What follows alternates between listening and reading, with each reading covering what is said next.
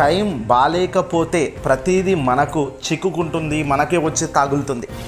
తాజాగా ఆంధ్రప్రదేశ్ మాజీ ముఖ్యమంత్రి నారా చంద్రబాబు నాయుడు గారికి ప్రస్తుతం నడుస్తున్న బ్యాడ్ టైం గురించి కొత్తగా చెప్పాల్సిన అవసరం లేదు. తాను ఏది మాట్లాడినా అది కొంప ముంచేలానే ఉంది. తాను ఏ కూటములతో జత గట్టినా వాళ్ళు సైతం నిండా మునగడానికే ఉంది. చంద్రబాబును జాకిలు పెట్టి ఎంత లేపాలన్న ఎల్లో మీడియా ప్రయత్నమైనా సరే మొత్తం జాకిలే పర్రెలు బట్టి విరిగే పరిస్థితి ఉంది తప్ప చంద్రబాబుకు అయ్యే మంచి కానీ లబ్ధి కానీ ఏ కోశానా కనిపించడం లేదు. ఎందుకంటే ఆలోచన మంచిదైనప్పుడు ఆ దేవుడు కూడా తోడవుతాడు అంటుంటారు. మరి ఈ ఆలోచనే బాలినప్పుడు ఏ దేవుడు ఎందుకు తోడవుతాడో అన్నట్టుగా చంద్రబాబు పరిస్థితి తయారైంది.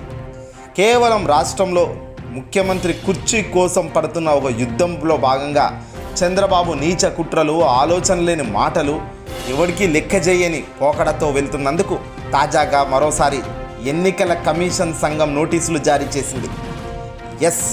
టీడీపీ అధినేత చంద్రబాబుకు రాష్ట్ర ఎన్నికల సంఘం నోటీసులు జారీ చేసింది. మార్చి 31న ఎమ్మిగనూరు సభలో చంద్రబాబు చేసిన అనుచిత వ్యాఖ్యలపై వివరణ ఇవ్వాలి అని ఎన్నికల కమిషన్ ఆదేశించింది.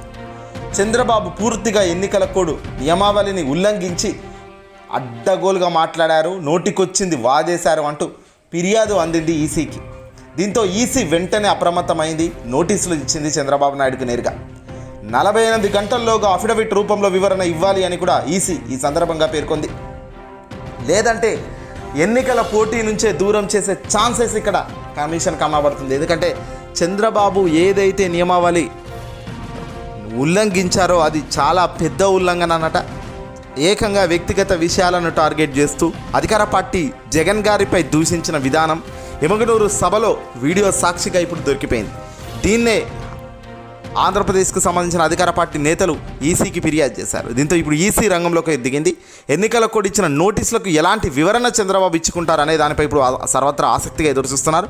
ఒకవేళ సంతృప్తి చెందకపోతే, ఇచ్చిన వివరణలో సంతృప్తి లేకపోతే ఈసీకి ఖచ్చితంగా తదుపరి యాక్షన్స్ అయితే మామూలుగానైతే ఉండవట. పోటీ నుంచి దూరం చేసేందుకు సైతం ఎన్నికల కమిషన్ సిద్ధంగా ఉంది, చంద్రబాబును దూరంగా పంపించేందుకు. ఎందుకంటే ఏదైనా నియమావళిని ఉల్లంఘించరాదు.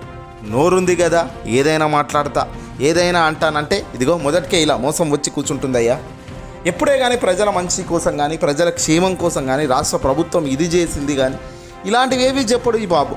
తాను 40 ఏళ్లలో చేసింది ఏది చెప్పడు ఈ బాబు. తాను గడిచిన 2014 కూటమిలో ముగ్గురు జతగట్టి గెలిచి ఏం సాధించారో, మరోసారి ఏం సాధిస్తారో గెలిస్తే అనేది చెప్పరు ఈ పెద్ద మనిషి. కానీ ఇవైతే పక్కా మాట్లాడుతుంటారు. ఈ వీడియోని అసలు లైక్ కొట్టి షేర్ చేయండి.